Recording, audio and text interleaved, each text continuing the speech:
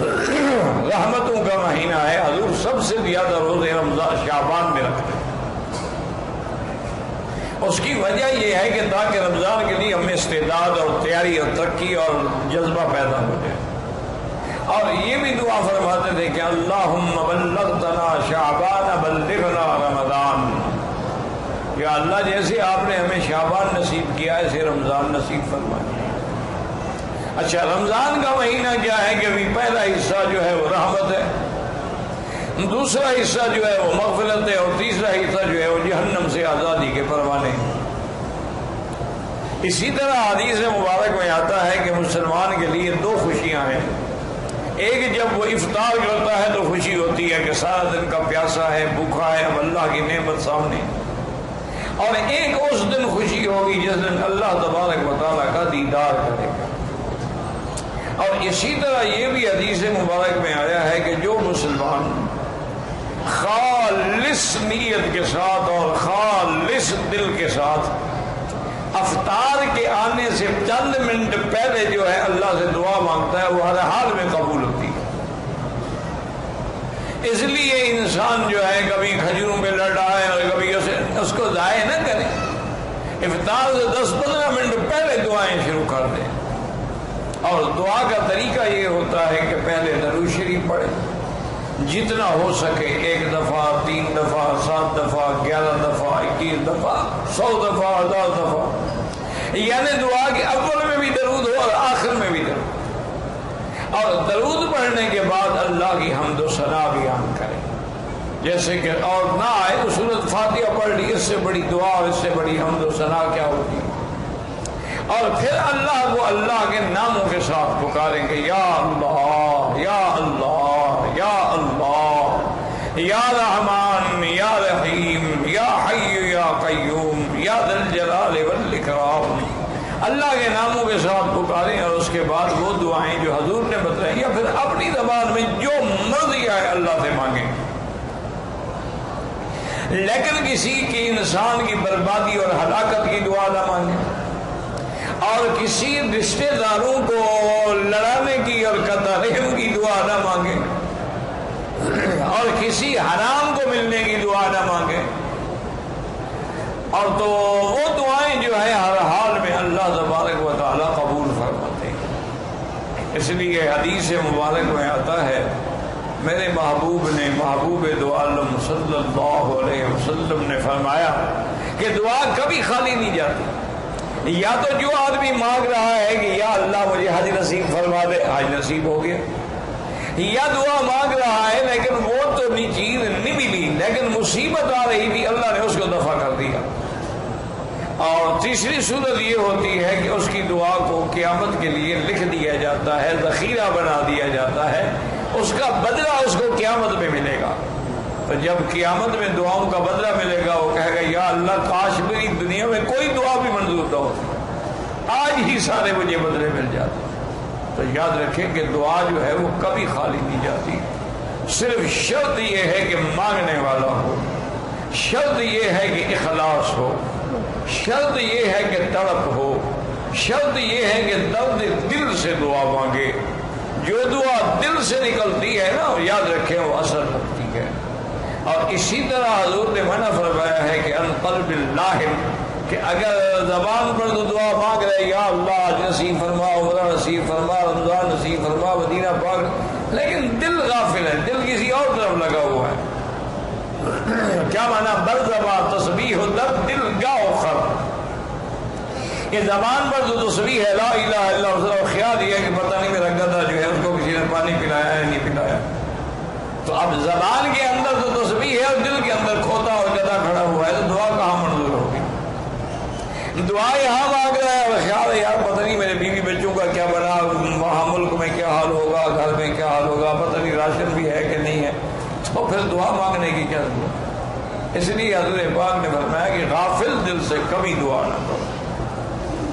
اور علماء نے اور اولیاء اللہ نے لکھا ہے کہ جب دعا مانگو اور دل لگتا جائے دعا میں کہ بالکل زبان پہ دعا ہے، آنکھوں میں آنسو ہیں، دل میں رقت ہے، بدن میں خوف ہے، بدن پہ لرزہ طاری ہو رہا ہے، سمجھو کہ رحمت کی گھڑی آ گئی ہے اور اور مانگو اور مانگو اور مانگو، اور دعا مانگ رہے ہو دل نہیں لگ رہا بس کر دو. ایسا نہ ہو کبھی نافرمانی کی وجہ سے کہ اچھا مانگتے مجھ سے اور دیکھتے ادھر ہو. اب دیکھیں نا مثال کے طور پر آپ کسی بادشاہ کے سامنے یا گورنر کے سامنے یا حاکم کے سامنے کھڑے ہو کے بات کریں، بات اس سے کریں اور دیکھیں اس طرف، تو وہ کہے گا یہ کون ہے بے وقوف، نکالو اس کو مجھے سے، بات مجھ سے کر رہا ہے اور دیکھ ادھر رہا ہے. تو آپ مانگیں تو اللہ سے اور نظر ادھر ہو اور دل ادھر ہو اور خیالات ادھر ہو، دعا کیسے منظور؟ وہ دعائیں اس لیے منظور نہیں ہوتی ہیں کہ ان کے اندر اخلاص نہیں ہوتا، ان کے اندر وہ اطمینان اور یقین نہیں ہوتا. ورنہ جب اللہ کا حکم ہے کہ مجھ سے مانگو تو اللہ کا فرمان سے زیادہ سچا فرمان کس کا ہے؟ اللہ نے فرمایا مجھ سے مانگو میں تمہیں دوں گا. تو اسی طرح میں نے عرض کیا نا کہ اللہ نے رحمت کا ایک دریا بہا دیا. اچھا آپ نے کسی کو افطار کے وقت پانی پلا دیا ہے، آپ کو بھی پورے روزے کا ثواب مل جائے گا. آپ نے کسی کو ایک کھجور کھلا کے افطار کرا دیا، آپ کو بھی پورے روزے کا ثواب مل جائے گا. لیکن کوشش یہ کریں کہ سحری ہے یا افطاری ہے سوکھی روٹی ہو لیکن حلال کی، اور اگر مال مشتبہ ہے، اگر گوشت مشتبہ ہے، اگر جو چیزیں آپ روز مروز کھا رہے ہیں وہ مشتبہ ہیں، تو پھر خدا کے لیے اللہ کے روزوں کو برباد نہ کریں، پھر زمزم سے افطار کر لیں. اچھا بعض جاہل لوگوں نے یہ بھی بنایا ہوا ہے کہ جی نمک سے افطار کرتے ہیں، یہ بالکل جاہلوں کی بات ہے، کسی پتہ نہیں ہندو نے گھڑی ہے یا مسلمان نے گھڑی ہے. اسی طرح سنت یہ ہے، یاد رکھو کہ افطار کے وقت تازہ کھجور ہو جو ابھی ابھی اتری ہے. اس لیے آپ دیکھیں نا یہ عرب لوگ جو ہیں ماشاءاللہ اللہ نے ان کو توفیق دی ہے، یہ سارا سال کھجوریں کولڈ سٹوریج میں تازہ رکھتے ہیں، رمضان آئے گا تو پھر نکالیں گے. وہ ایسے ہوگا کہ ابھی ابھی کھجور اتری ہے درخت سے. خاص طور پہ روتانا جو ہے وہ خراب ہی نہیں ہوتی، 2 سال بھی رکھی ہے. تو سب سے افضل یہ ہے کہ حضور نے فرمایا تازہ کھجور پہ افطار کرو. اور یہ بھی ہے کہ کھجور کھاؤ تو یا ایک دانہ کھاؤ یا 3 کھاؤ یا 7 کھاؤ، یعنی اس کا عدد جو ہے جتنا وطر ہوگا اتنا زیادہ وہ فائدہ ہوگا. اور حضور نے فرمایا کہ اگر آپ کو تازہ کھجور نہ ملے تو پھر سوکھا صحیح، پرانی کھجور صحیح، پچھلے سال والی صحیح، وہ اس سے افطار کریں. اور فرمایا کہ اگر وہ بھی نہ ملے تو پھر پانی سے افطار کریں.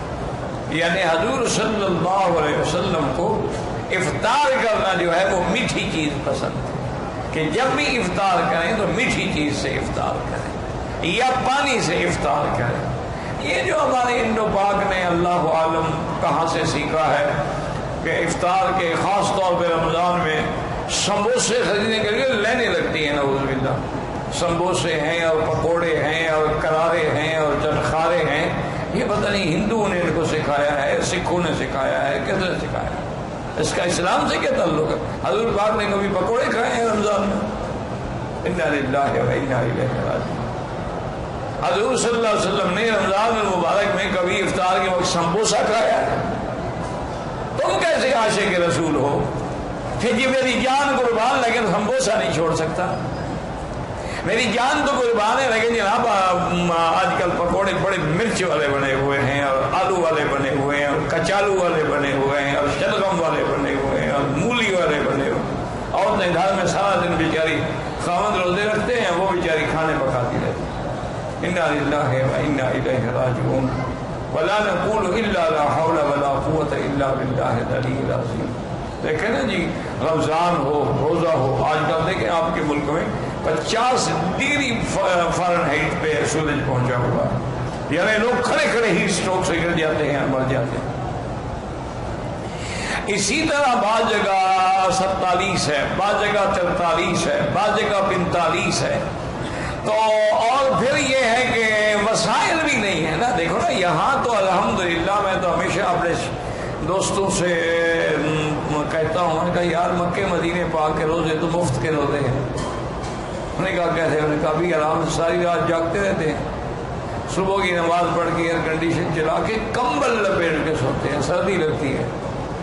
ظہر کو اٹھیں گے، نماز پڑھ کے انشاءاللہ پھر لیٹ جائیں گے، حضرت کی ابھی نیند پوری نہیں ہوئی، 6 گھنٹے سو چکا ہے، پھر سو جائیں گے، اور پھر عصر کے بعد جو ہے جناب پھر وہی تیاری شروع ہو جائے گی کہ شربت ہو اور اناناس ہو اور جام شیریں ہو اور قصر شیریں کی مٹھائی ہو اور پکوڑے ہوں۔ انا للہ و انا الیہ راجعون ولا نقول الا لا حول ولا قوت الا باللہ العلی العظیم۔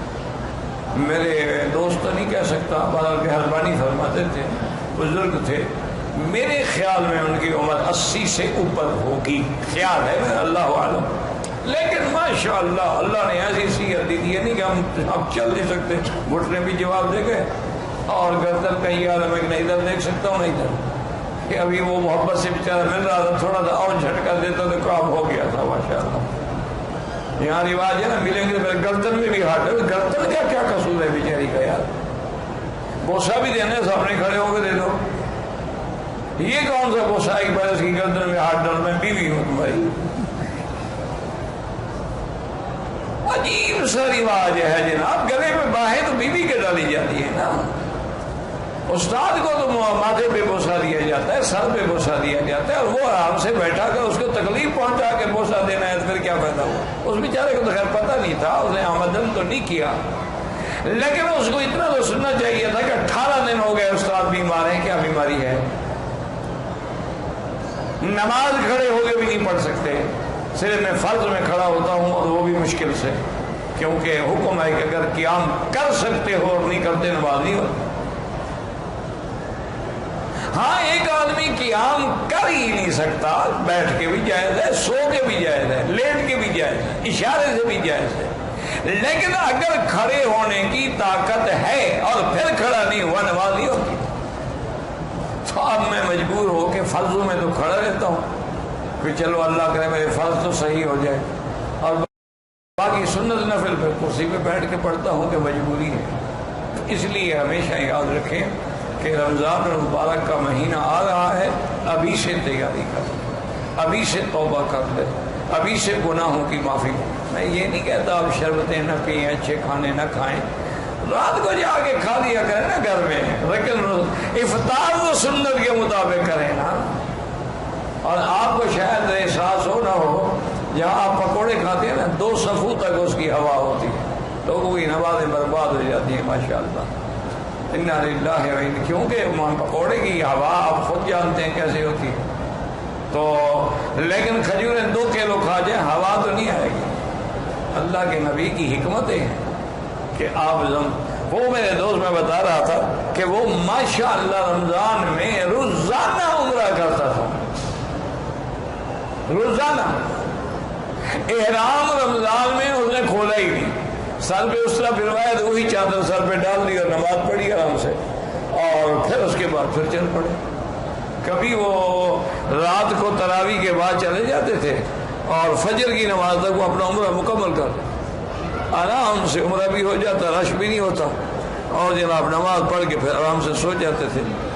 تو ایک دن انہوں نے کہا مجھے اشارے سے کہ یار بیٹھ جاؤ، میں بیٹھ گیا تو اس نے عجوا کھجوریں رکھی ہوئی تھی، اور ایک جگ تھا چھوٹا سا، اس میں مشروب تھا، تو کہنے لگا اس میں دودھ بھی ہے، زمزم بھی ہے، شہد بھی ہے، چونکہ ان تینوں چیزوں کو اللہ کے شفا فرمایا، تو میں ان تینوں چیزوں کو جمع کر لیتا ہوں اور اسی سے افطار کرتا ہوں کہ کھجور کھا لی اور 2-3 گلاس یہ چڑھا لیے، سارا دن پتہ ہی نہیں لگتا عمرہ کرنے کا، بھاگنے کا، دوڑنے کا، اتنی اللہ انرجی دے دیتے ہیں، طاقت دے دیتے ہیں کہ پھر مجھے کسی چیز کی ضرورت نہیں ہے۔ تو اس لیے ہمیشہ یاد رکھیں۔ اچھا کبھی کبھی زیتون بھی رکھا کریں، چونکہ جن چیزوں کا قرآن میں ذکر ہے نا ان کا خیال کیا کرو۔ قرآن میں والتین والزیتون والطور سینین وہذا البلد الامین، تو طور تو خیر پہاڑ کا نام ہے، اور تین کہتے ہیں انجیر کو، زیتون مشہور ہے، تو اگر تازہ نہ ملے تو اس کا تھوڑا سا وہ دانے اچار والے رکھ لیے تاکہ سنت پوری ہو جائے، وہ بھی نہ ملے تو زیتون کا تیل، حضرت تو تیل میں روٹی ڈبو کے کھاتے تھے، آپ کے لیے سالن کیا تھا؟ زیتون کا تیل، اس میں روٹی ڈالی اور کھا لی. اور یا کبھی خل مانا سرکہ، حضور سرکے سے روٹی کھاتے. ہمیں بھی یاد ہے یار، آج کل تو سب بڑے آدمی بن گئے نا. جب مکے شریف آ گئے، مدینے آ گئے، ایئر کنڈیشن گاڑیاں مل گئیں، ایئر کنڈیشن گھر مل گیا. وہ بھی کہتے ہیں پدرم سلطان بود. میرا تو باپ جناب بادشاہ تھا، اور ہمارے شلغم کے باغ ہوا کرتے تھے جو ہمارے گھروں کی چھتوں پہ لگائے ہوئے تھے. انا للہ و انا الیہ. شلغم کا بھی باغ کا بھی دیکھا ہے. تو یہ تو قدرتی بات ہے. ورنہ ہم کیا لوگ، ہم گرمی کے روزوں میں مجھے یاد ہے کہ لسی کا اتنا بڑا دکھا ہوتا تھا، بس وہاں سے پانی ڈالتے جاتے پلاتے جاتے. میں نے کہا حضرت کتنا پانی ڈالیں گے؟ فرمایا بابا لڑائی اور لسی جتنا بڑا ہو بڑھ سکتی ہے. لسی میں بھی پانی ڈالتے جاؤ بڑھتی جائے گی، لڑائی بھی لڑتے جاؤ بڑھتی جائے گی. یہ دو چیزیں ہیں جتنا بڑھاؤ بڑھتی ہیں، گھٹتی نہیں ہے. یہ افطار ہوتا تھا. اچھا، اور سردیوں میں گڑ کی چائے ہوتی تھی. جب ہم پڑھتے تھے نا، گڑ کی چائے بنی ہوتی تھی، اور بڑے شوق سے ہم وہ گڑ کی چائے پیتے تھے. اللہ اکبر اللہ اکبر. ہمارے شیخ تھے حضرت گمانوی رحمۃ اللہ علیہ. اللہ ان لوگوں کی، میرے تمام مشائخ کی، اساتذہ کی، محبین کی، مخلصین کی، معاونین کی جو فوت ہو گئے، اللہ ان کی قبروں کو باغ جنت بنائے. اللہ تمام مسلمانوں کے قبروں کو نور سے بھر دے، اور اللہ ہم سب کا خاتمہ ایمان پہ کر دے. تو یہ تو رحمت کے دریا ہیں. اب پھر بھی محروم رہ جاؤ تو اس کا کیا ہی